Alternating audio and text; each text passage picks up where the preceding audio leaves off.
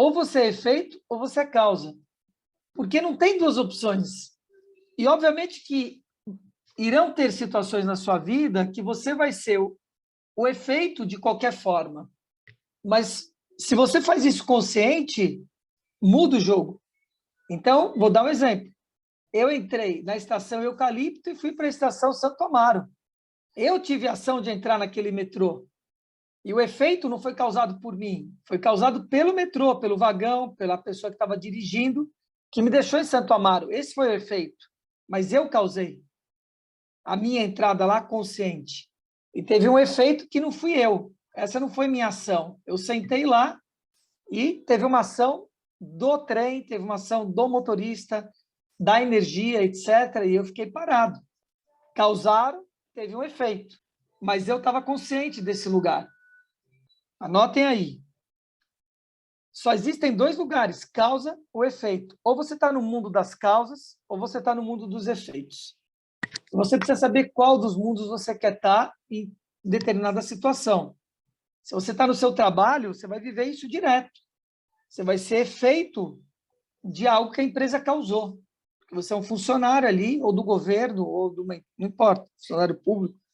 Mas você precisa estar esperto, entende? E desperto. De entender que aquele efeito que aconteceu veio daquela causa. Se você não sabe, você é uma marionete da história. Percebe? Então, eu estou começando por trás. A ação. E a ação, ela é causada por algo e vai criar um efeito. Ponto. Esse é o ponto final da história. É esse lugar que, concretiza, fundamenta, ou não, a história. E como é que eu corrijo esse lugar? Como é que eu resolvo essa parada? Alinhando a minha vontade, que é o primeiro pilar da realização. Se eu alinho a minha vontade, tá tudo certo. Então, eu saí do Shopping Ibirapuera agora, estava almoçando com a minha filha, eu podia pegar um ônibus ou podia pegar o metrô. Metrô, eu iria pegar metrô e ônibus, e pagar R$ 7,50. Ônibus, eu iria pegar um ônibus, 2 ônibus, mas com uma passagem só, R$ 4,30. Com o ônibus, eu ia demorar 50 minutos. Com o metrô, ia durar 12 minutos. Então, eu vou falar algo para vocês que é muito grave.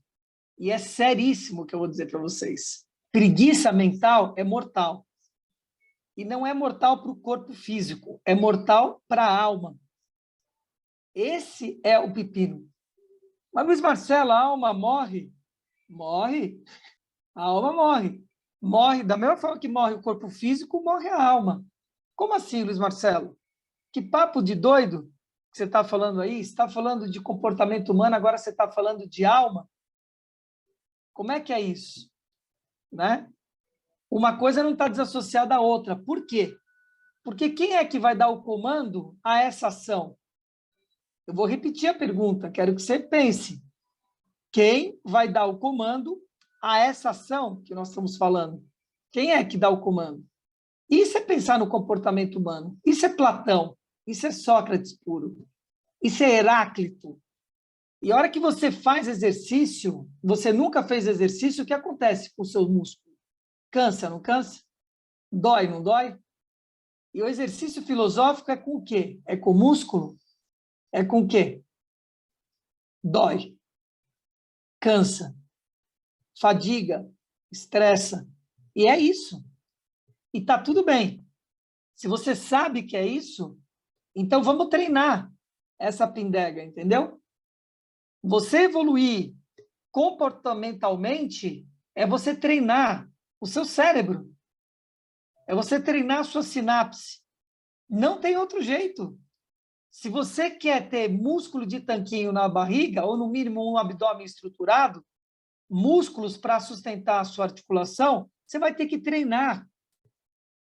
Perdão, te dar essa notícia. Para quem não gosta de exercício, eu amo exercício, eu sempre fiz exercício da minha vida. E amo pensar. Eu sou um pensador, sempre fui. A minha cabeça é de solução. Por quê? Treinado. Fui treinado assim.